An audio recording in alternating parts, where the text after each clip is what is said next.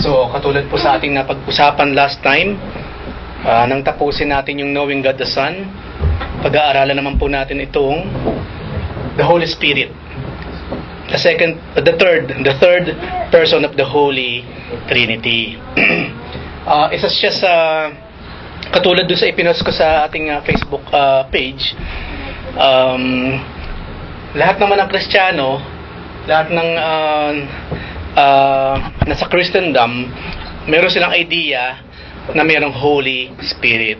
Yung nga lang, nagkakaiba-iba ng pagkakaunawa sa mismong sa specific ministry ng Holy Spirit, sa kanyang person at sa maraming kapamaraanan. So through this study at mahabang pag-aaral din ito, kasi yung Knowing God the Son, inabot tayo ng more or less 6 months So maaaring ito abutin din ng ganun. Pero maganda siyang pag-aralan. Or I think yung Knowing God the Son, hindi lang yun kaya inabot ng 6 months. Kasama na yung Knowing God the Father. Tapos yung the Son. Kasi isang pag-aaral lang yun So the Holy Spirit. Sino sa atin na nakakita ng Espiritu? Meron na ba sa atin nakakita ng Espiritu? Alam ko marami, may pumasok na Espiritu sa katawan. No? Yung nga lang, ibang klaseng Espiritu naman yun. Ano yung sinabi ni Paul? Do not be drunk with wine where there is dissipation, o yung pagkawala sa sarili, di ba? Kaya nga sabi sa Old Testament, sa aklat ng Proverbs, wine is a mocker. Nakita ko yung personally na ang wine talaga, ang alak, mocker yun no? Nakakapagpababa ng dangal. Ang dami ko nang nakitang kapag lasing nakakalat sa daan Ang dami ko nang nakitang kapag lasing isinisiwalat lahat ng mga hindi dapat isiwalat, and so on and so forth.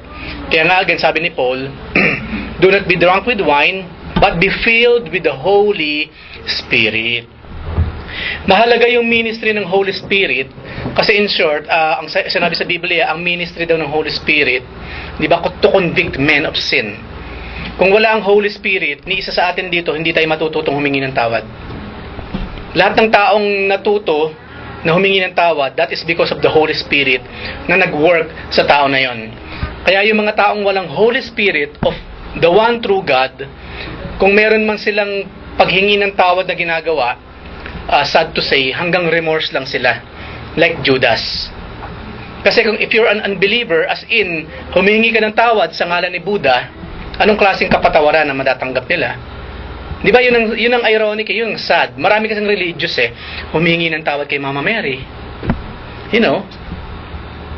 Hindi naman enough na humingi ka lang ng tawad. Dapat yung Holy Spirit ang nag-lead sa'yo sa repentance. Kasi without the leading of the Holy Spirit sa third person of the Holy Trinity, yung klase ng repentance na ginagawa ng tao, baliwala. Maraming humingi ng tawad kay Allah. Yun nga ang ginagawa ng mga Muslim, especially next month, sa katapusan ng buwan ng August. Maraming humingi ng tawad sa tawad kay Buddha, kay Confucius, sa kanilang mga Diyos. Yung iba nga na humingi pa ng tawad sa mga nangamatay ng mga magulang, namatay ng mga kamag-anak. That is in vain. Di ba? Minsan mababasa mo sa Facebook kung kailang patay na yung tao, saka humingi ng dispensa. Pasensya na po kayo, lolo. At hindi ko kayo napatikim ng special siopaw. Kasi patay na siya Wala na siyang alam. Di ba maraming ganyan? Saka humihingi ng tawad sa nanay habang nililibing. Wala na yun. Baliwala ng lahat yun. At especially kung panalangin, prayer unto repentance, kung wala ang Holy Spirit, ulitin ko po, baliwala yung repentance na ginagawa ng isang tao. Mapamabuti man siya, mapamatulungin, kung yung repentance niya hindi pinangunahan ng Holy Spirit, kasi wala namang ibang pagdadalhan ng Holy Spirit kundi sa one true God, and that is our God, the Father and the Son. So Holy Spirit, so walang nakakita sa atin ng Spirit meron lang mga napuno ng ibang espiritu. Ayan. Meron ba sa atin nakaranas naman na sinaniban ng masamang espiritu ng araw nang hindi pa believer? Baka meron sa atin dito ex-demon possessed. Wala naman siguro, no? Wala, no? Espiritu ng alin? Espiritu ng alak. Of course yan marami. Espiritu ng alak. Yan ang marami. So tingnan nga natin, simulan natin siyempre doon sa nag-introduce sa gospel, doon sa isang person na nag-introduce patungkol sa Holy Spirit.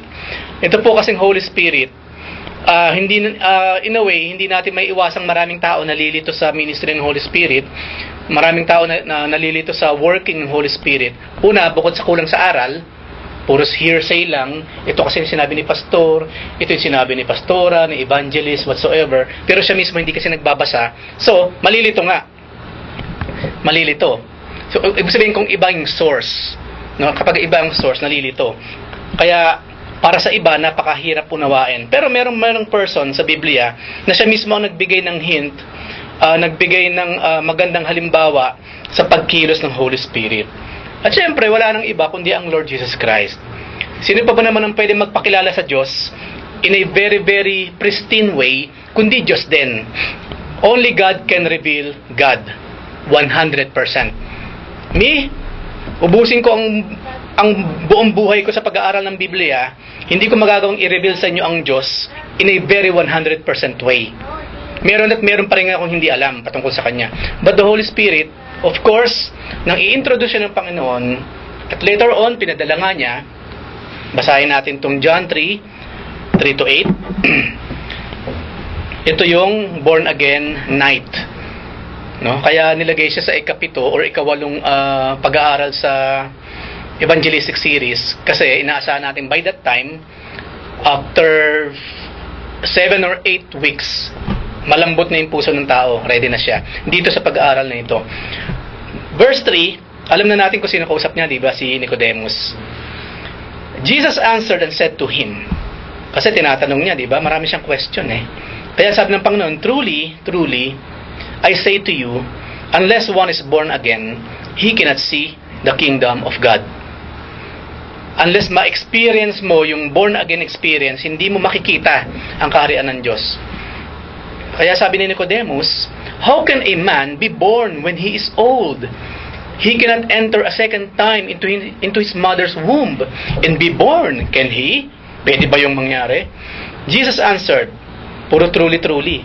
Katotohanan, katotohanan, I say to you, unless one is born of water and the Spirit, he cannot enter into the kingdom of God. So pumasok na dyan yung Spirit. Big S. That which is born of the flesh is flesh.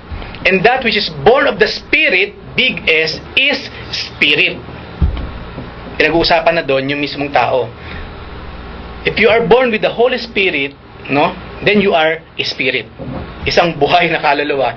Do not be amazed that I said to you, you must be born again. At ang analogy ng Panginoon, napakaganda.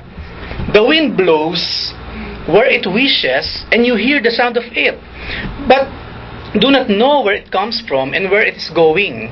Kasi hindi nga nakikita ang hangin. So everyone who is born of the Spirit. Pero merong mas malalim na pakahulugan ng Panginoon sa verse 8, pero sa ibang pagkakataon na natin pag-usapan. Pero dito sa kanyang analogy, ganun din ang Holy Spirit. Hindi kasi siya nakikita. The physical eye cannot see the spiritual, kumbaga yung mga espiritu. No? The physical cannot see the spiritual. Unless, yan nga. Pero ang sabi ng Panginoon, kapag na-born again ka, di ba? Then you're in the Spirit. Ngayon, tayo ba mga na-born again na dito? Are we born in the Spirit?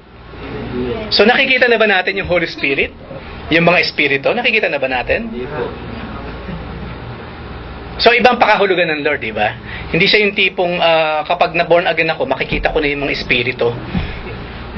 Kasi maraming nagkiklaim ng ganyan eh. Nakikita nila yung mga espiritu.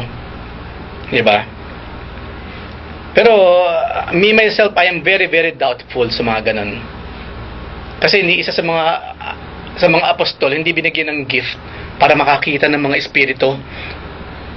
Kundi iba, vision, siyempre. Like John the Beloved, di ba? Nagbibigay pa ng vision. Pero for them to see the spiritual beings around them, that is something else. That is something else. So, ingat din. Kasi may mga Kristiyano nagkiklaim ng ganun. Nakakakita raw sila ng mga espiritu. Ako lagi kong challenge, bumalik tayo sa Biblia. Kailan nagbigay ang Panginoon ng gift of seeing the spirits. Kasi alam naman natin yung mga gifts of the Holy Spirit, di ba? Yung gift of the Holy Spirit puro sa katauhan mo eh.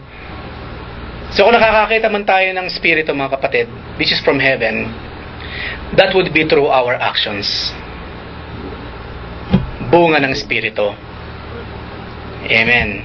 Sa pamamagitan ng bunga ng Espiritu, we can see the Spirit living inside a person. Yun ang sinasabi ng Panginoon. Kinakailangan ng mga born again na sa ganon, mula sa pagiging nabubuhay para sa sarili lamang, kapag pumasok na sa yung Holy Spirit, na born again ka na, then mamumuhay ka na sang-ayon sa Holy Spirit. The Holy Spirit will be seen through us. Kaya nga pag may nagtanong, nasa ng Holy Spirit ko siya ko makita, marami nga lang nahihiyang magsabi, gusto bang makita ang banal na Espiritu? Oo naman! Ito, sa harapan mo. Marami nga lang nahihiyang magsabi, no? Kasi nakakahiya talaga eh. Di ba? Kaya nga eh.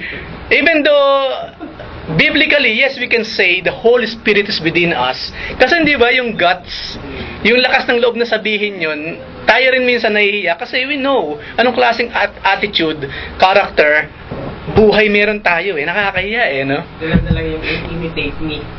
Oo nga. Si Paul ang lakas ng loob, ano? Pero, Oo. like, Ayan. kung paano ginagaya. Ayun. Imitate me kung paano kong ginagaya si Jesus Christ. Hindi as in, gayahin ninyo ako, ha? Hindi. Ayan. Ang gagayahin sa Kanya, syempre yung bunga rin ng Espiritu, and that is by imitating the Lord. Di ba? So dito, inintroduce ng Panginoon kay Nicodemus, in a way, kasi chapter 3 pa lang ito, inintroduce na eh. Hindi pa niya ipinapangako sa mga apostles yung na huwag kayong mag-alala, huwag kayong malungkot, na pag-alis ko, papadala ko naman yung comforter eh. Yung Holy Spirit ang ibig sabihin doon, di ba? Yung magko-comfort sa kanila. Eh dito, chapter 3 pa lamang binanggitan ng Panginoon. No, yung in a way, what is this? Ano yung Holy Spirit na ating pinag-uusapan? Ano yung kanyang nature? So, hindi siya nakikita, pero the Holy Spirit can be experienced. Nararamdaman siya. Hindi siya nakikita, pero nararamdaman. Kasi yung alak ng mundo, iinumin mo para maramdaman mo. Ito hindi. No? Pagtanggap natin sa Panginoon, then you will be filled with the Holy Spirit. Okay. Ang Lord na nagsabi, kapag ikaw na born again, then you are what daw, sabi niya? Pag na born again ka, you are born of water and the Spirit. Big S ang pinag-uusapan. Ano yung water sa tingin ninyo? Dalawa pala eh. Dapat pala, unless one is born of water and Spirit, he cannot enter into the kingdom of God. What is that? Kasi dito ngayon pumapasok yung ibang mga paniniwala that you must be baptized. Diba? May mga baptist kasing ganyan. Sila yung mga extreme. Maraming baptist hindi ganyan. Pero may mga baptist kasi, nasa Biblia naman eh. Kailangan mabaptize ka in water para talagang siguradong swak ka na sa langit.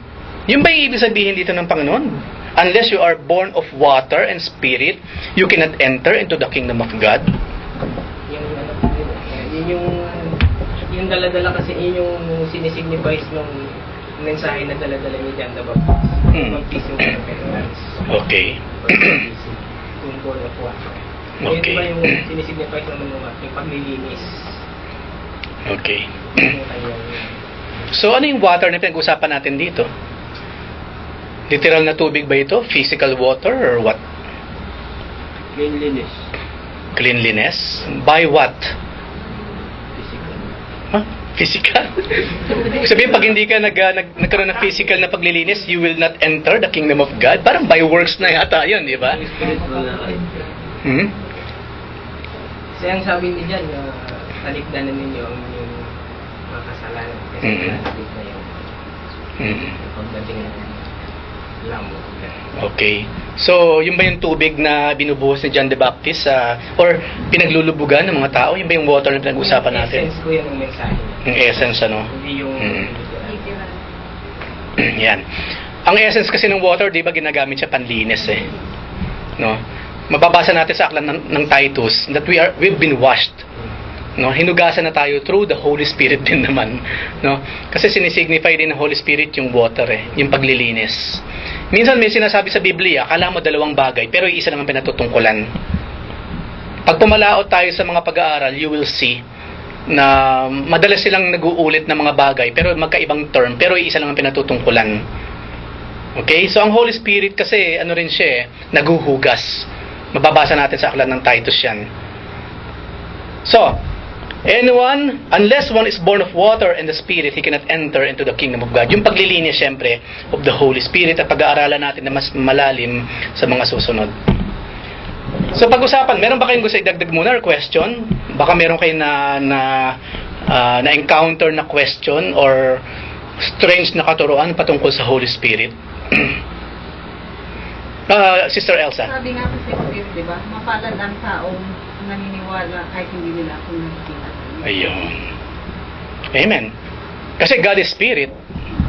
Di ba, hindi siya nakikita, pero we believe na nag-exist siya. Ano sinabi sa nakarang pag-aaral? Nung Monday yata yun? Di ba? Ayan. Dumarating ang panahon at ngayon na nga, na ang worshiper must worship God in spirit and in truth. Yun ang gusto ng Panginoon. Yung mga taong kahit hindi nakakakita ng mga gustong bagay niya, mga gusto niya makita, naniniwala. Sabi nga natin, di ba? Regardless kung magpagaling o hindi ang Diyos, it doesn't change the fact na He is a healing God. Pagalingin ka o hindi ng Panginoon, healer siya. Dumating man ang time, hindi nag-provide ang Panginoon ng mga pangangailangan natin, it doesn't change the fact that God is a what?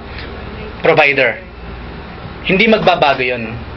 He is still a provider. He is still Jehovah Jireh. Yung sinabi rin sa yung sa Samaritan woman, tubig din yung ginamit na Amen. So ano yun? nalalaman nila kung ano Ayun. yung tubig na talaga. Amen. So na-connect ni Kuya Chris. Mga balong Ayan. na sa magbubukal. Amen. Holy Spirit. Amen. At yung tubig na pinangako ng Panginoon, ano yun? Yung bumabalong? The Holy Spirit Himself. So kung tutusin yung water and the Spirit, they are one. Yung Spirit. Yung water, yung cleansing na ginagawa ng Holy Spirit. So anyway, nagigets ninyo yung mga pag-aaralan pa natin sa mga susunod. So dito muna tayo sa lesson 1. The personality and deity of the Holy Spirit. Parte pa lang to ng introduction. Dito pa lamang tayo. In John 14:16-17, the Lord Jesus promised the giving of the Holy Spirit. Sabi niya, that He may abide with you forever. More than that, however, Jesus said, He dwelleth with you and shall be with you. Kaya nga sabi natin, kapag totoong pumasok ng Holy Spirit sa iyo, kapag umalis siya, kasama ka na. Hindi aalis ang Holy Spirit nang hindi tayo kasama. Kasi dwelling ang pinag-usapan natin na indwelling. Indwelling. Kapag binalikan natin yung original Greek, permanent residency. Permanent residency po ang ginawa ng Holy Spirit sa atin. Kaya nga po, again, isa sa patunay na once you are saved, you are saved. No matter what. Regardless ng pang-araw-araw mong buhay, kung talagang ligtas ka, ligtas ka. Kasi permanent ang indwelling ng Holy Spirit. Hindi yung, ayoko na, ang askad ng ugali nito, tapos iniwan ka ng Holy Spirit. Of course not. Kasi look at David. No? Create in me a clean heart, O God, and renew a right spirit within me. Of course, hindi big S ang pinag-uusapan doon. Small S. Yung mismong espiritu niya, yung kanyang pagkatao. Kasi pwede bang dumating yung time na yung Holy Spirit, hindi na siya holy? Kaya kinakailangan ng right spirit within Him? Of course not. So yung kaluluwa ni David ang pinag-uusapan doon. Yung essence mismo ng pagkatao ni David. Yun ang pangako ng Panginoon. Sasamahan tayo forever ng Holy Spirit at hindi lamang yun, titira siya mismo sa ating mga puso. At yun mismo yung pinag-aralan din natin muna nakaraan, di ba? Na ano raw ang puso natin, ang katawan natin, the temple of the Holy Spirit. Because this body is a tent. Yun ang terminology ni Paul isang araw igigibak ko na ang tent na ito at mapupunta ko na, makikita ko na ang Panginoon. Hindi mo maiiwasan, hindi na nila maiiwasan gamitin yung katawan bilang tent. Kasi tirahan talaga nila nung araw yun, especially sa Old Testament. Kaya ang bilis nilang lumipat-lipat eh. For 40 years, nakailang lipat sila. Kasi tentang meron sila, hindi sila nag-create ng mga permanenteng bahay. Nakita niyo yung spiritual dimension ng storya ng Israel? Ang Israel for 40 years, nagpalipat-lipat sila hanggat hindi sila nakakarating sa promised land. Tent ang gamit nila. Temporary dwelling place or tirahan.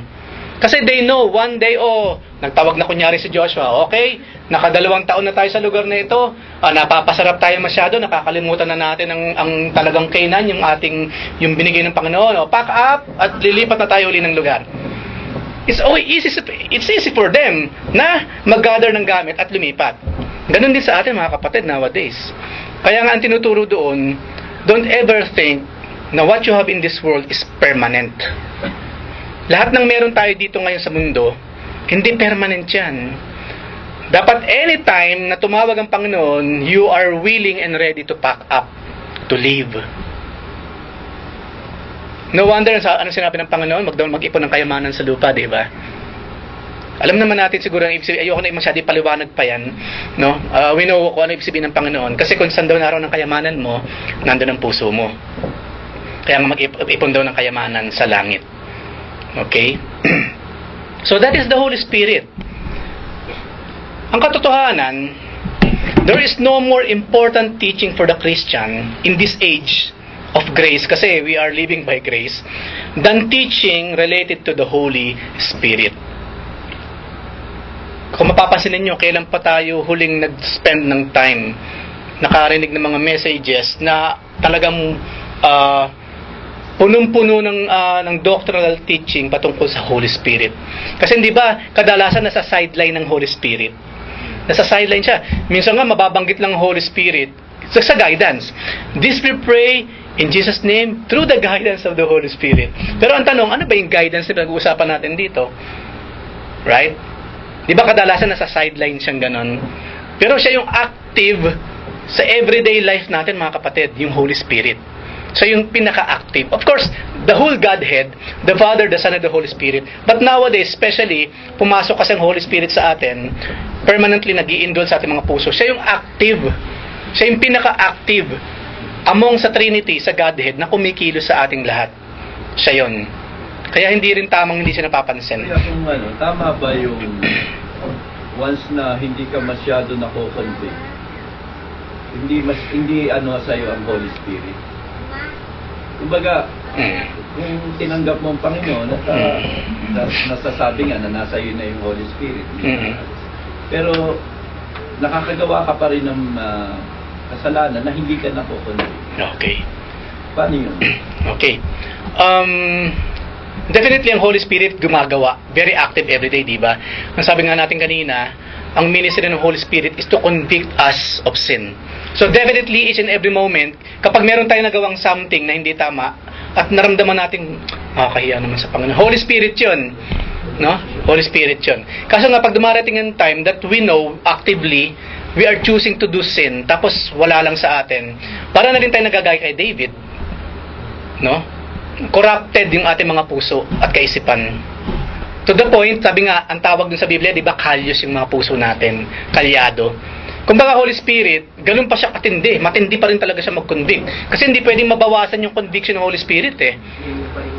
Ganun lang yun eh, tapos tumitindi pa nga eh. So hindi pwedeng, kaya ako naman nagawa yun kasi medyo hindi matindi yung pagkakakonvict sa akin ng Holy Spirit, mahina siya. Hindi siya nanghihina. Kumakapal lang yung kalyo natin sa puso. So doon pumapasok yung pagpapakain ng Holy Spirit. Ayan. Papamagitan ng pagdalo ng mga gawain. Of course. Sabi nga ako, anong lagi mong pinapakain, yun ang lumalakas. So kung puro ito ang pinapakain natin, mas malakas talaga siyang matulog, syempre. Di ba? Iba ang hanap kasi nito eh. I believe tayong lahat nararanasan yan. Iba ang gusto ng laman at iba ang gusto ng Holy Spirit. Pero pag ang lagi pinapakain Holy Spirit, mas malakas siya. Di ba? Mas malakas siya. Mas malakas din ang conviction. Mas malakas ang conviction at kunting tapik ka lang, Amen, Lord! You know? Di ba yung tipong sinisipa ka na ng malakas ng Holy Spirit? Wala lang, parang wala kang nararamdaman, no? Nakikipag-wrestle. Nakipag-wrestle, yan. Sa isang banda, kung merong wrestle na nangyayari, wrestling, between your flesh and your spirit, at least sigurado kang ligtas ka. Merong espiritu nasa iyo. Kasi kung walang nagre-wrestle, mga kapatid, sige ka lang na sige, mag-isip ka na. Doon pumapasok ang sinabi ni Paul, ba? Check yourselves whether you're really in the faith or not. Yun ang delikado. Pero pag yung everyday, meron tayong wrestling, pakikipaglaban, yung gusto natin, tapos nakikipaglaban ng Holy Spirit. Maraming salamat, Lord. At least alam ko merong Holy Spirit within me. Kasi pag wala yun, lagot. Lagot. At definitely, may gagawin ng Panginoon. Maaring doon na papasok ang Father. Holy Spirit, tabi. Ano sinabi ni Paul? It is a terrible thing to fall on the hands of a living God. Sabihin, pag isipin mo kamay ng Diyos, hahataw sa'yo. Imagine that. Tingin nga lang niya eh. Kaya din lagay ng kay David. Nandun na lahat ng kanyang pagsisi, ang cleansing, lahat. Pero yung pagpapalo, nandun pa. Nandun. Amen. Yung consequence. Hindi lang sa kanya, ginamit ang kanyang anak. Amen.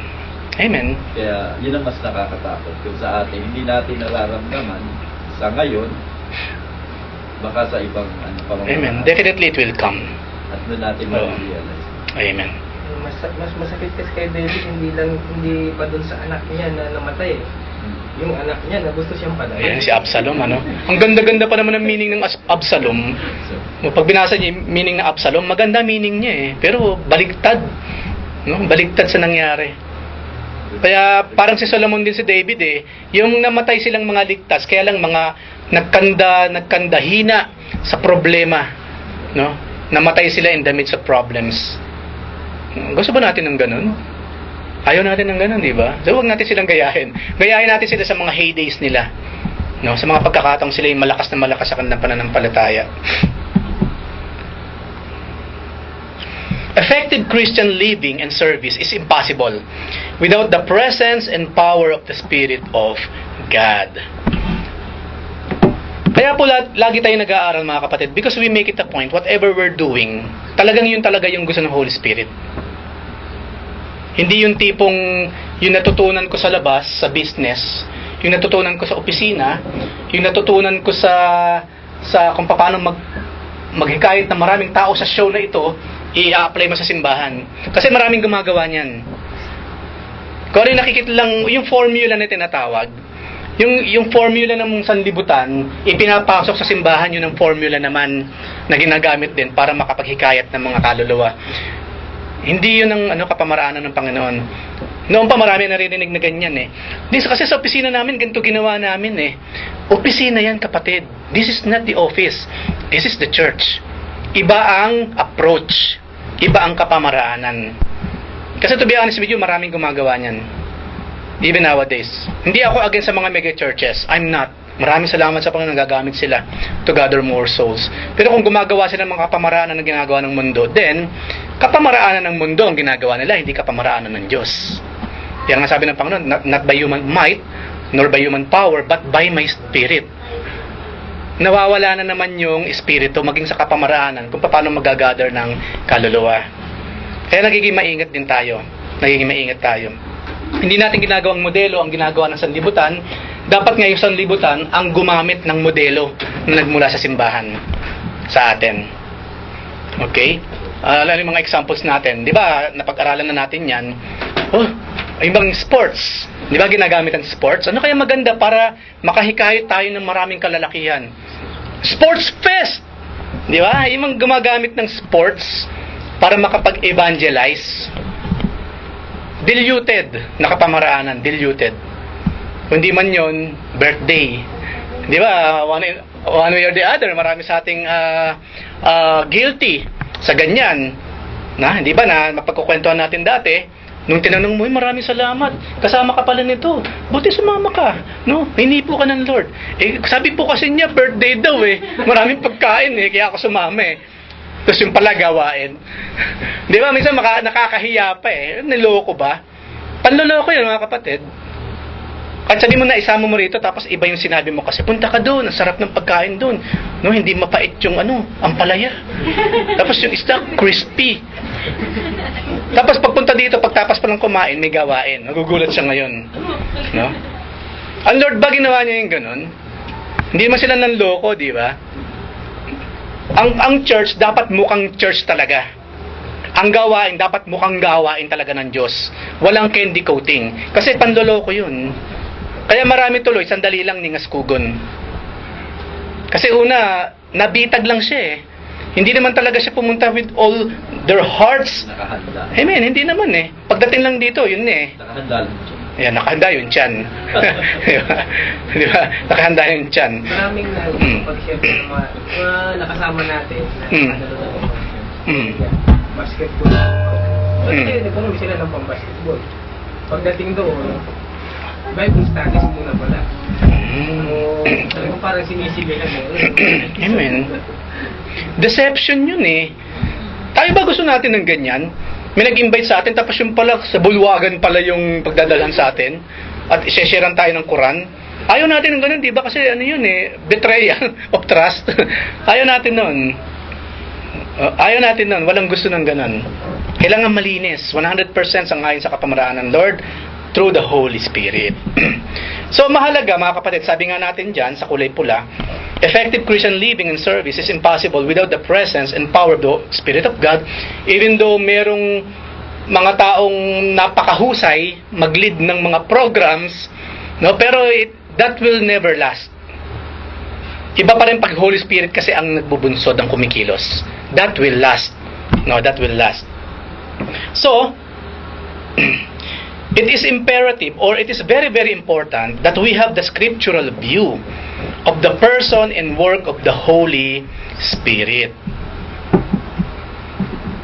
I believe, lagi nyo narinig sa akin yun, let's go back to the Bible. Kasi yun naman ang tama eh. Let's be Bereans, di ba? Let's be Bereans. If I were you, kung meron kayo naririnig, here or somewhere else, na bigla nyo naisip, teka, biblical ba siya or hindi? Itanong ninyo mga kapatid. Even here sa ating sa simbahan natin, kung meron tayong ginagawa dito na medyo gusto mo lang malaman naman hindi mo naman kino-question eh. Gusto mo lang yung biblical integrity kung talaga bang kinuha sa Biblia or what. Meron tayong karapatang magtanong. Dapat nagtatanong talaga. Ano sinabi sa aklat ng Proverbs? 'Di ba sign ng katalinuhan nga yung nagtatanong? Hindi yung ayaw mo, hindi, wag na tayong magtanong. Makikita rin natin 'yun. Isang linggo na hindi mo nakikita, ayaw pa kasi magtanong eh. Ako, ganun ako eh. Kung hindi mo alam, tumigil ka muna, magtanong. Naalala ko nun, meron ako nasakyang kapatiran. Bagong driver din siya eh. Ako nakikisakay lang. Di ba? Naliligaw na kami. Nagkakaligaw-ligaw na kami. Sabi ko sa kanya, Brad, tumabi ta. Kasi nag-ano na siya, nagpapanik eh. Mahirap sumakay sa driver na nagpapanik, mga kapatid. No? Makakapatay ka talaga. Siya pala, makakapatay siya sa ginagawa niya. Kasi bara-bara kung saan magpupunta. Sabi ko, Brad, tumabi tayo, magtanong tayo kung saan. Ayaw niya. Kasi nagpanik na eh. Kasi sabi ko, sige, ganito. Nasaan yung mamlaka? Kasi kitang-kita naman ng mamlaka eh. Kung saan naroon ng mamlaka, doon ka pumunta. Ganun ang kadali. Kasi hinahanap namin yung city. Yung pahad yata. Hindi niya matuntun. Magpapaikot-ikot lang kaming ganun. Ayaw niya na makinig. Ayaw niya tumabi para magtanong. Okay, fine. Tingnan mo na lang kung nasa namamala ka, yun ang tumbukin natin kung nandun siya. Hindi nakarating kami ngayon ng Fahad. Diba? So sa ating ganun din. Magtanong tayo mga kapatid, walang masama. Or anyone, kung meron tayo namimit na ibang Kristiyano, kaya lang wag lang lalabas ng masyado tayo mga ano ba tawag doon? Mga interrogator. So, in-interrogate na kaagad eh. Umupo tayo dito, maglagay ng ilaw dyan or what. Siyempre, nasa tamang panahon sa pagkakataon, siyempre. Hindi habang nagmimensahe, nagtatanong ka dyan or what. Di ba? Siyempre, may tamang pagkakataon. May matanong ako, mga kapatid. No? Matanong ako ng araw. Naalala ko nung dumadalo pa ako kay Pastor Steve. Ako yung tanong ng tanong eh. Lang, napansin ko rin siyempre, nakakahiya naman sa ibang estudyante. Medyo binawasan ko yung pagtatanong. Wag naman sobra. Kasi makukuha mo na yung time eh. Makukuha mo rin siya. No, makukuha mo rin. So, gaano kahalaga na dapat alam natin scriptural view of the person and work of the Holy Spirit? All too frequently in our day, a person's concept is based upon some human experience rather than the teachings of the Scripture. Mga kapatid, I am not a fan ng experience lang. I'm not. I want you to show me sa scripture kung ano yung sinasabi mo sa akin. Hindi naranasan ko talaga eh. Show me sa scripture. Because it's not our experience that will validate the scripture. It is the scripture that must validate our experience. Gaano man kasarap yung experience na yan, kung hindi mo ma-validate through the scripture, then it's not good. It's not good. That's enough. It is not enough. At marami kasi, sa tagal ko na rin paging Kristiyano, maraming emotional Christians. Meron tayong emotion, tao tayo eh. Because we have 5 senses. Meron tayong kaluluwa. Yes, we have emotion. Pero yung emotional, lahat ng desisyon, lahat ng doktrina nakabase sa emotion, that is very, very dangerous. One way or the other. Yan yung unti-unti, hindi mo namamalay, nagdi-drift away ka na sa purong salita, purong doktrina ng salita ng Panginoon. Hindi ko sinasabing mula, ang GCC, walang iyakan dito kasi walang emotion. Of course not. Of course, pero hindi tayo emotional. Especially po pagdating sa doktrina, mga kapatid, we are not emotional. We are biblical. Babalik at babalik po tayo sa Biblia. Why? Ano pa po? Because of human limitation and temperamental colorings, we must not build our doctrine upon human testimony and behavior. Hindi ikaw, kaya nga ang Panginoon, hindi niya kailangan yung testimony ng mga tao eh. Una, alam niya ang puso ng tao eh. Pinupuri lang naman ako nito kasi may nakakahain siya eh. Pinupuri lang naman ako nito kasi pinapagaling ko yung mga sakit nila eh. Pero tanggalin ko itong mga ito, ano mangyayari sa mga yan. Alam ng Lord ang puso ng tao eh. Yung bang gagamitin ko yung term, kapag may nahihita, mabait sa'yo. Kapag meron nahihita, susunod sa'yo. Kapag hindi mo kinokross yung mali lang ginagawa, okay sila sa'yo. Pero once pinansin mo yung ginagawang masama, ayaw na nila. Kapag hindi mo na napakain, ayaw na nila. Pag hindi mo na natulungan, ayaw na nila. Yun po ang puso ng tao. Alam ng Lord yun. Alam ng Lord. Bali pa, katulad natin, ilan lang tayo dito, pero kanya-kanya tayo ng mga ugali. Kanya-kanya tayo ng temperament. Kanya-kanya tayo ng attitude. Kanya-kanya tayo ng character. Hindi lamang yung kanya-kanya tayo ng tradisyong pinagmulan, mga kanya-kanyang pamilya, mga nakasanayan. Iba't iba tayo ng hobby. Iba't iba tayo ng habit. Lahat iba sa atin, tapos pinagsama-sama tayo dito. Ngayon, kung merong isang masusunod, magkakagulo talaga tayo pagdating sa doktrina. Kaya nga dapat, Biblia ang basehan. Hindi ako, hindi si Kuya Chris, hindi yung experiences ni Kuya Dennis. Kasi mga kapatid, magkakagulo talaga. Kaya nga po maraming relihiyon eh. Isipin ninyo, isang Biblia ang pinag-aaralan, pero ilan ng relihiyon meron? Isang Biblia. Simply because, ayan, human temperamental colorings. Mga katuroang nagmula sa human experiences. Kaya po dumami ang relihiyon. Magugulat ka nga, di ba? Ang daming churches eh. Yun yung kagandahan ito katulad ng kahit nga iba yung ating nakalistan, iba yung ating pero nagkakasundo tayo kasi yung isang Holy Spirit sa atin. Amen. Kaya talagang pa rin. Amen. Nagkakaunawaan pa rin. Hindi na uuwi sa debate. Kaya dapat bumabalik sa Biblia. Yun yung kagandahan. O sige, para hindi na tayo magtalo, ituro mo sa akin sa mo binasa, ituturo ko sa iyo kung saan. Kasi minsan hindi mo matatapos doon eh. Minsan, binasa na kaso, mali naman ang pagkakaintindi. Diba? You know, nakita niyo yung, yung masalimuot, yung pagiging masalimuot ng sitwasyon. Naituturo naman eh. Kaso nga lang, papasok naman din yung maling interpretation. Kani-kanya rin na interpretation ng isang passage. Kaya, mahalaga talaga yung ministry ng Holy Spirit. Kasi siyang sumulat eh. Ang Holy Spirit ang sumulat kasi ng Scripture. Sino magpapaliwanag? Siya syempre. Siya rin. Wala nang iba pa. So,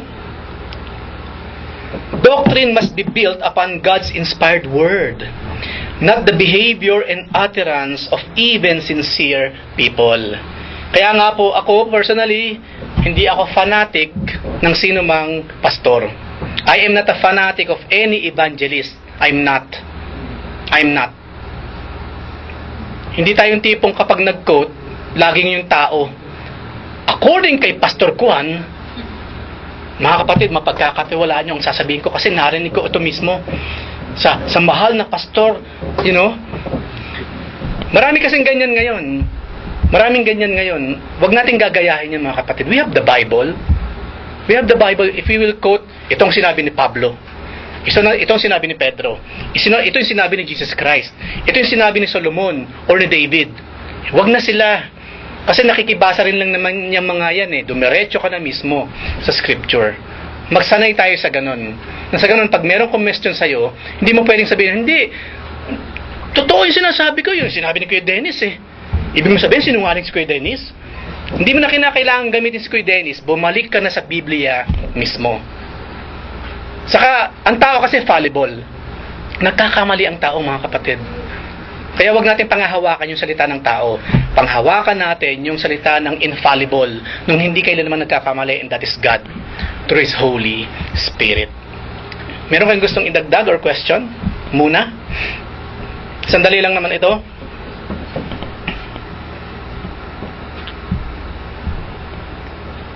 Diba, may mga simbahan kasi naghuhugasan ng paa eh, no? Lagi natin naririnig kay Kuya Bian nun eh. Diba, isang simbahan lang sila. Kaso yung ibang paniniwala, dapat, pareho naman silang naniniwalang dapat naghuhugasan ng paa once in a while. Even though hindi tinuro ng Panginoon na dapat naghuhugasan ng paa, yun ang paniniwala ng simbahan nila, dapat once in a while naghuhugasan ng paa. Kaso, nahati pa rin sa dalawang simbahan simply because, ano ba unahin, kaliwa o kanan? Yung iba, ang paniniwala, dapat kanan muna.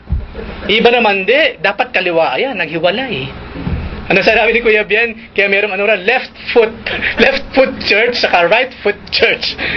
Sa mga simpleng mga bagay, nagkakagulo. Simply because hindi iniintindi ang scripture, hindi sumusunod sa leading ng Holy Spirit.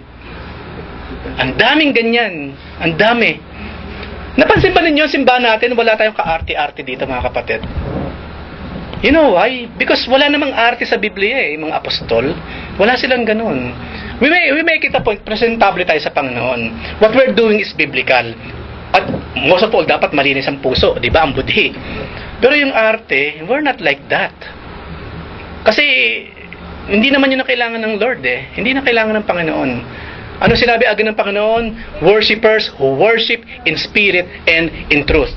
Yun ang requirement. Yun ang requirement. Kaya hindi tayo nagkakanda, naku, sayang, no? Hindi tayo nakabili ng ganito, hindi tuloy tayo maka-worship. Hindi tayo ganun. Hindi tayo ganyan. No? Hindi po tayo ganyan. So, mga babae, baka meron ng question? Okay? Oh, baka meron ng question, Ate Lorraine. Okay? Mga Ilocano dyan. Okay, kung wala, nasaan na ba tayo? The lack of scriptural knowledge regarding the person and work of the Holy Spirit and the failure to give proper place to the Spirit in Christian living has resulted in much weakness and many failures in the church. Kapag hindi na Holy Spirit led ang simbahan, marami na siyempreng kandahirap na dapat na gawin. Hindi kasi magawa ng tama. Sinabi ng Panginoon sa Hosea 4:6, di ba? My people perish because of lack of knowledge, and that is the knowledge concerning the scripture. Nagkakamali-mali tuloy, maraming napapahamak. Di ba, ako minsan natatawa ako, kaya lang at the same time naawa dun sa mga followers. Kasi di ba sangkatayar ba ngayon ng mga followers ng mga kulto? Kapag tinignan mo naman yung mga followers, ano naman sila? Sincere. No, wag na tayo maiba, kunyari kay Kibuloy. Look at that. Tahasan na niya sinabi, I am the Son. I am the Messiah. Sinabi niya na, nung magbakasyon ako, nanonood ako sa TV station niya. Sabi ni Joy nung una, ba't ka nanonood dyan? Pinanood namin, see? Lumalabas mismo, siya na ngayon yung Messiah. Siya yung Son, appointed Son of God. He's the Messiah. Tapos pag tinignan mo, yung congregation niya, ang daming mga matatalino, mga aral na tao. Iba't ibang lahi pa, iba't ibang bansa naroon. Hanggang Hong Kong, nandun sila. Sino ba yung nagkwento sa akin? Si Kuya Chris. Ano yung ginagawa ng mga miyembro ni Kibuloy sa Hong Kong? Bibisa ng mga para raw sa church. Nagbebenta ng kung ano-ano para sa church. I mean, yun ba yung being led by the Holy Spirit? Yun ba yun? Of course not. And yet, ang daming members. Look at that. Nakakaawa, no? Nakakaawa yung mga ganyang klase ng mga tao. Pero kung ang pag-asa ko ganito, hanggat buhay pa yung mga yan, masisilayan pa nilang katotohanan ng Panginoon. Hindi naman titigil ang Panginoon hanggat hindi niya nakukuha yung kanya. Kung sa millions na member ni Kibuloy, meron dong mga tunay na anak ng Diyos, huhugutin niya yung palabas. Hindi mamamatay ang mga yan nang hindi hinuhugot ng Panginoon palabas. Iglesia ni Cristo, mga Muslim, kung meron tinawag ang Panginoon sa mga Muslim, hindi mamamatay ang mga yan hanggat hindi nakukuha ng Panginoon. Ako yun ang pag-asa ko, mga kapatid. Kasi ang sa Diyos, sa Diyos. Kaya nga, we do not judge. Sinasabi natin mali ang ginagawa nila, but we do not condemn. Okay, we do not condemn. But anong dapat natin gawin? Pray. Pray in the Holy Spirit na kumilos sa buhay ng mga taong yan. The most that we can do is to pray for them. Have mercy and grace sa kanila. No, have mercy and grace sa mga kaluluwang yan. Kuyang. Po kasi, one time kasi na in-interview yung mga Budoy, isang bata, mga 10 years old na babae, tinanong kasi siya ng foreigner na nag-interview. Saan siya pupunta? Sabi niya sa heaven. Kumbaga dun sa inakasang ng bata, pero malinaw pa sa sikat ng araw. Iba talaga yun. Iba, no? Amen. Pero katulad mo yung sinabi mo, talagang yung bata din para sa Amen. kasi yung paniniwala niya eh. Kumbaga sa 10 years old, kumbaga wala pa siya sa age of Accountability or what? yun lang yung, talaga yun na lang yung magiging Amen. Amen. Yun ang kagandahan ng ng kalooban ng Diyos. Kasi even as kasi nanggaling naman tayo sa kung saan sa ang mga maruruming lugar eh. Sino ba sa atin dito ang tinawag ng Panginoon nasa pristine na kalagayan? Sino sa atin? Nang tawagan ng Panginoon napakabusilak. No one among us. So ganun din sila. No? Masarap isipan na tama ang sinabi na sa Biblia sa Philippians, sabi doon, every knee shall bow and every tongue will confess that Jesus Christ is Lord. It will happen. Huhugot siya ng mga tao sa ibang mga paniniwala na yan. No? Through the working of the Holy Spirit. It is the Holy Spirit who makes effective in the world the salvation which the Lord Jesus accomplished on the cross and in the tomb.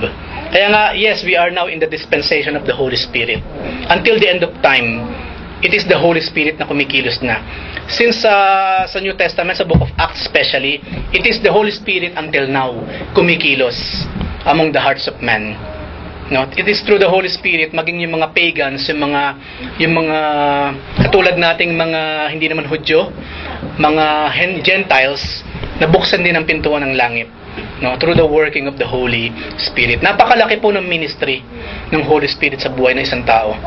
Imagine a life without the Holy Spirit. Ako po, sabihin ko sa inyo diretsahan, kung wala ako sa Panginoon ngayon, isa na siguro ako sa pinakamasamang tao sa balat ng lupa, to be honest with you. No, I will admit that. No, I will admit that. Hindi niyo ako mahagilap kung saan-saan. No? Hindi niyo ako makikita nakastay sa isang lugar. But maraming salamat sa Panginoon, he called me. Kasi alam naman natin ang sarili natin, di ba? We know ourselves. Kung walang Holy Spirit, siguro kung ilan na yung nagawa mo ng masama. Ilang pamilya nang sinira mo. Kung wala yung Holy Spirit. Pasalamat tayo, nandiyan ang Holy Spirit. Nagko-convict sa atin, pumipigil sa atin. kaya si Lord Jesus Christ mismo nagsabi na hindi blaspheme mo yung Holy Spirit. Of course. Amen. Sino pa bang mag-convict? Amen. Yung pag binaspheme mo yung nagko-convict, sino pa? Sino pa magko-convict sa'yo? Naintindihan ba natin sinabi ng Lord na yon? Na kapag binlaspheme mo yung Son, the Lord Jesus Christ, may kapatawaran ka pa na inaasahan. Pero kapag binlaspheme mo ang Holy Spirit, wala ka ng kapatawaran pang ahihintayin. Naintindihan ba natin lahat yun? Yung sinabi ng Lord? Of course, sinabi na rin ni Kuya Chris, because it is the Holy Spirit who convicts men of sin. Kaya nagagawa ng taong mag-repent, tumanggap kay Jesus Christ bilang Lord and Savior because of the Holy Spirit. Kapag binlaspheme mo siya, sino ang gagawa nun sa'yo? Wala. So, you cannot even repent. Kaya maraming tao hindi marunong humingi ng tawad. Sabi nga natin, di ba? Kung unbeliever, maintindihan mo pa eh. Kung hindi marunong magpatawad at hindi marunong humingi ng tawad. Pero kung naturing ang Kristiyano, at hindi marunong magpatawad, hindi marunong humingi ng tawad, yun ngayon ang nakakatakot. Ano yung sinabi sa Biblia? Oh, how dark is the darkness na nasa iyo. Ano sinabi ng Panginoon doon? Kung akala mo na ang dilim ay liwanag, oh, how dark ng iyong puso. Kasi maraming taong ganyan. For them, darkness is light. To the point, nasa dilim na sila, hindi pa nila alam. At yung mga taong hindi marunong magpatawad at hindi marunong humingi ng tawad, wala yung working of the Holy Spirit sa kanila. Kasi yun kaagad ang bunga ng Holy Spirit eh. Yun ang tinuro ng Panginoon, di ba, sa Lord's Prayer? Matapos niyang ituro sa atin yung Our Father and so on and so forth, ang ending doon, magpatawad kayo. Then you will be forgiven. Kasi kung hindi muna kayo na marunong magpatawad, hindi rin kayo patatawarin. Nag-pray ka pa. Kung wala rin namang palang kapatawarang sasayo kasi hindi ka rin marunong magbigay ng tawad sa iyong kapwa. Dagdag ko rin kaya nabanggit kasi doon ng Panginoon, yung mga tao kasi na sinabihan niya doon, ang sabi kasi yung kapangyarihan na meron si Jesus Christ, galing sa Beelzebub. Kaya nasabi niya, sa blasphemy of the Holy Spirit. Imagine pinaratangan na lang si Satanas yung Holy Spirit. Masakit ba yun? Kunyari ko, Jomar, sinabihan ka kunyari, alam mo ikaw, diablo ka. Okay lang ba yun? Okay lang ba yun? Gugulat ko siya. Si Roxanne parang sabi sa'yo. May mga mag-asawa pa naman gano'n, demonyo. Magsain ka na. Yung paktito kang bata ka. Sinabi niya kay Peter. Of course, kay Satan talaga sinabi yun, hindi kay Peter. Kasi nakikita ng Panginoon. Okay. Hihingi ka ng tawad, hindi led ng Holy Spirit. Yung kasing, of course. Kasi, of course, kumbaga yung human, na lang yun, effort. Wala yung holy. Of course, hindi ko naman sinasabi na kapag hindi Kristiyano, hindi marunong humingi ng tawad at hindi marunong magpatawad. Kasi anyway, built-in na sa tao yun eh. Kasi since alam mong ikaw nagkakamali rin tayo at nag-a-ask din ng forgiveness, in turn, ganun din tayo sa iba. Diba dapat marunong din tayo magbigay ng kapatawaran. Pero yun nga eh, kung yung mga unbelievers kayang gawin yun, no? Yung mga believers na supposedly led by the Spirit ng God na nagli-lead into repentance, hindi niya magawa, yun ang talagang nakakapagtaka. Nakakapagtaka yun. Baga, naturingan ka pang Kristiyano, hindi ka marunong humingi ng tawad, tapos hindi ka marunong magpatawad. Eh, yun ang mga unang bungay ng Holy Spirit eh. Diba? Mas madali na nga. Amen. Mas madali na nga dapat. Amen. Pinakita na rin yung pagmamahal. Amen. Amen. Kasi binigyan tayo ng kapatawaran, magbigay naman tayo ngayon sa iba. Parang lumalabas, kapag hindi ka marunong magbigay ng kapatawaran, hindi ka pa rin talaga pinatawad ng Diyos. Kasi wala kang maibigay eh. Di ba? Parang in effect, parang ganun rin kinakalabasan. parang sa love din. Diba? Sabi sa 1 John 4:19, we love because you first love us. Amen. Kung hindi Amen. pa natin magmahal, hindi pa natin naranasan. Amen. Amen. That's true. No, that's true. Magbabalik ka ulit mag-check ka ulit sa sarili. Yeah. Check yourselves whether you're really in the faith or not. Faith. Ayan. Dapat lagi tayo mayroong personal assessment. Kasi yung karugtong sa prayer, hihingi ka ng tawad. Kung ang tawad mo hindi led ng Holy Spirit, paano makakarating yung prayer mo? Dahil hindi rin sincere yung Amen. puso mo. Amen. Yun yung sinabi ng Panginoon mismo. No? Nag-pray ka pa. Hindi ka marunong magbigay ng kapatawaran. Sayang. No, sayang. Kumbaga nag-ubos ka lang ng ilang minuto ng iyong buhay. Okay, so next po. Matatapos na tayo.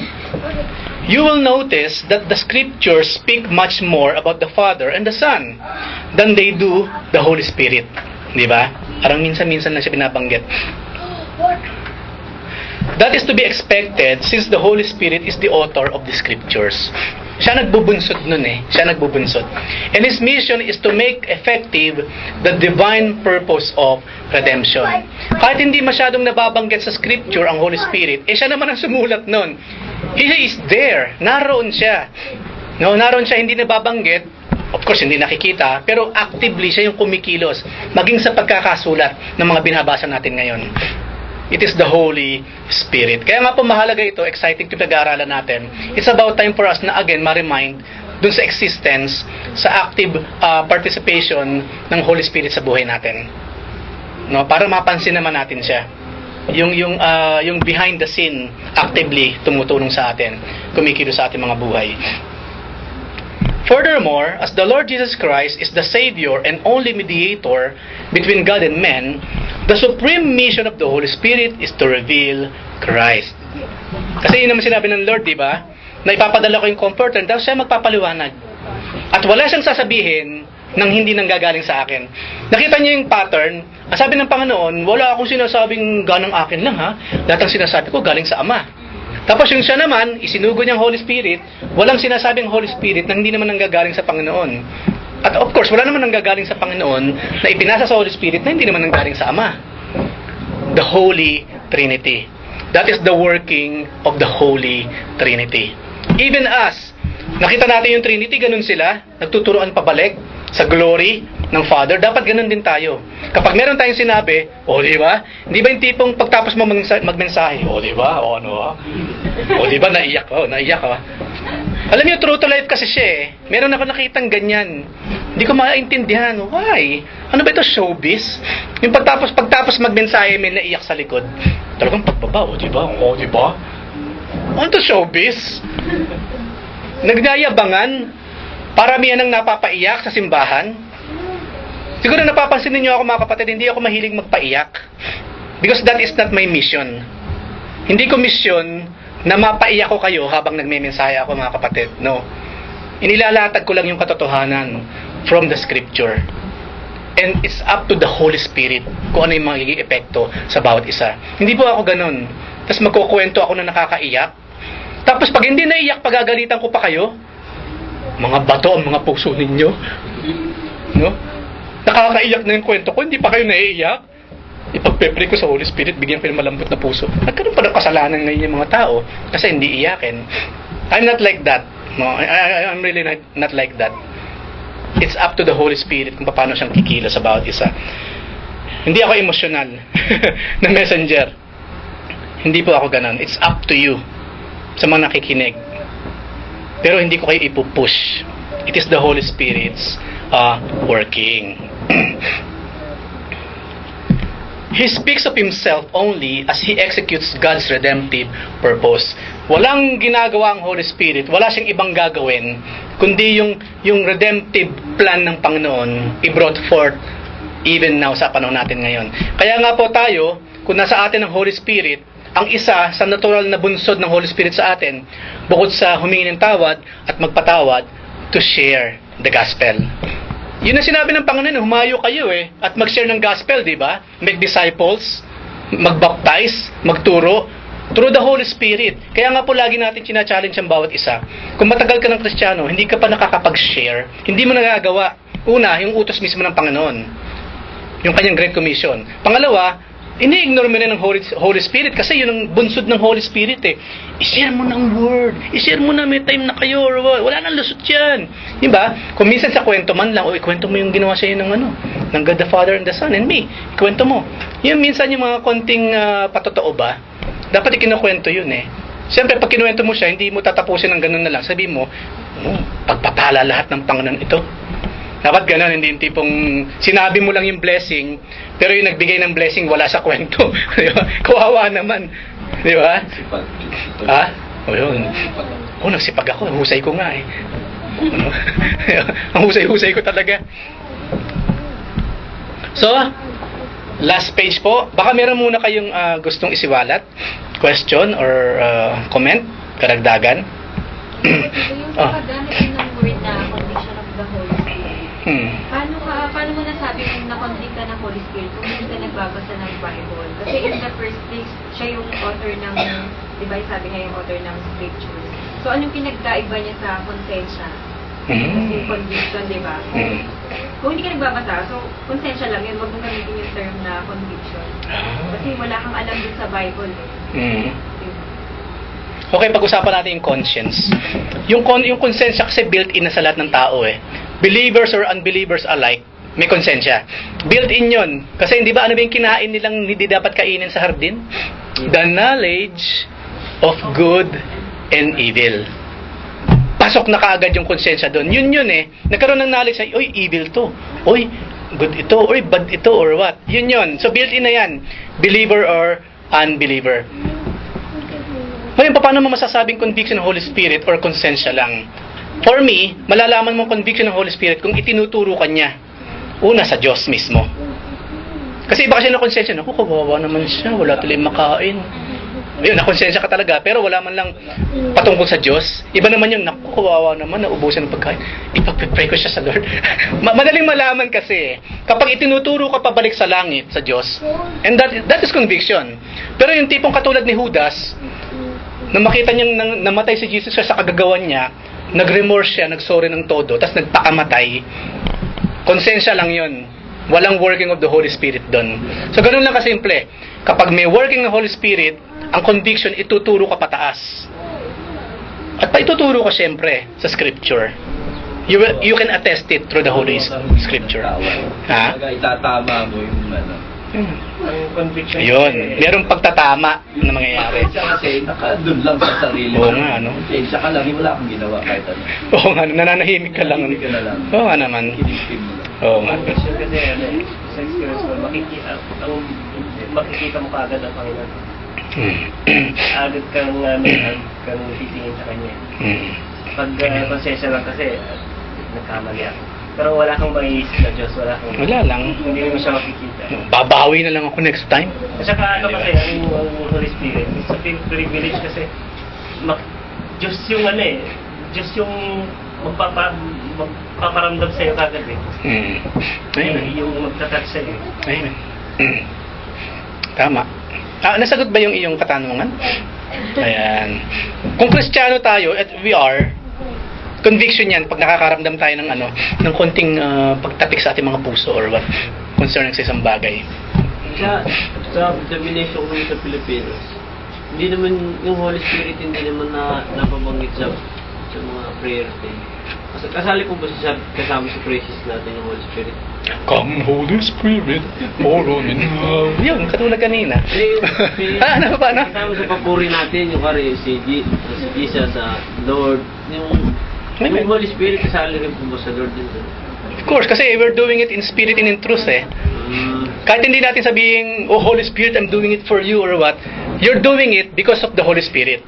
Andun siya katulad ng scripture, hindi man daw masyado nababasa yung patungkol sa kanya, pero siya mismo yung nagsulat eh. No, siya yung active participant kung bakit nasulat yung mga binabasa natin sa scripture.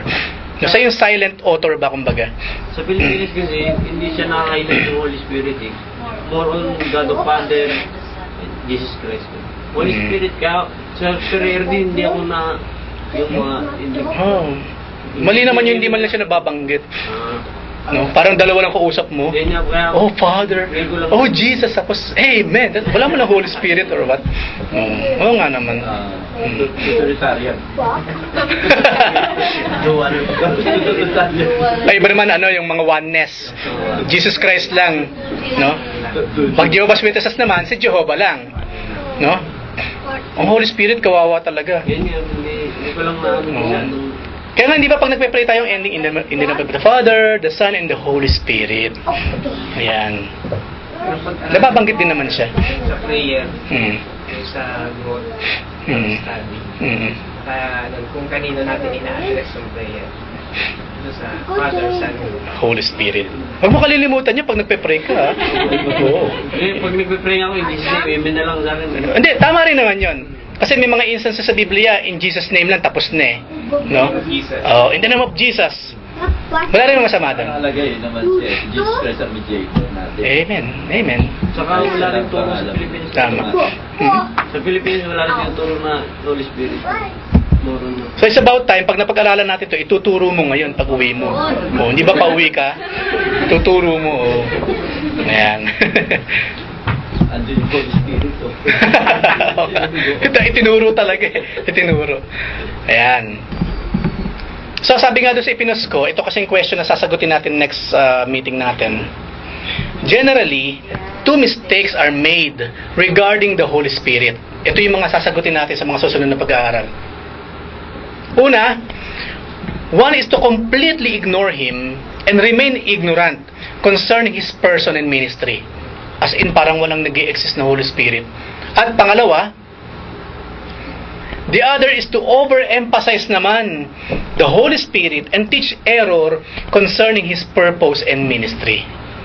Parang ano yan parang extreme left saka extreme right. Tayo, nasa tama lang. No? Nasa Bible setting tayo, kaya lagi tayong bumabalik sa Biblia. So yun ang mga pag-aaralan po natin. Yan ay i-cover itong pag-aaral natin. Kaya nga po, next Wednesday, sisimulan na natin, the Holy Spirit is the third person of the Godhead. Mahalagang ipwesto na muna natin ang Holy Spirit being the third person of the Holy Trinity. Doon muna tayo. No? Ilagay natin sa dapat niyang kalagyan within the Godhead. The Father, the Son, and the Holy Spirit. Meron pa po kayong gustong itanong or isiwalat? Or comment? Suggestion? Kasi para hindi siya magtutugma kung sabi mo naniniwala ka sa Trinity. Tapos puro dalawa lang lagi, baka duality yata to, hindi naman yata Trinity, duality, no? Ayan. So ano pa po? I hope Kuya Dennis? I hope makadalo pa kayo sa mga susunod. Anyway, kung nakikinig talaga kayo ng mga MP3 post natin, hindi rin naman kayo mahuhuli. Pero maganda rin kasi may interaction like this. At kung meron kayo agarang question, may itatanong. Magigiling kasi hindi mo maitatanong nun. Oo. Oo nga. Magko-comment na lang, payak po yan. Like na lang kahit Oo. hindi kinain. Oo nga Ayan. Wala na, Rodmart? Okay ka na? Solved ka na ba? Maganda nga po na natutunan ko yun. Ang kasi yung pagkakaintindi ko sa Holy Spirit, siya yung taga-convict lang sa atin. Taga-convict lang, ha? Talaga. Ang ministry niya. Oo, kasi noon kasi nilalang lang ang Holy Spirit Oo nga. Ngayon, pansali po sa Godhead. Ayan. Okay. Amen. Ayan, holy na, Holy. Dati holy. Oo. Hindi Holy Spirit, Dapat Holy Spirit. Dapat holy. Dapat dati sineshare kapag pag Friday Di ba? We welcome you, Holy Spirit. Di ba? Ayan. Okay, kung wala na po, tayong latay yung muko, tayo manalangin.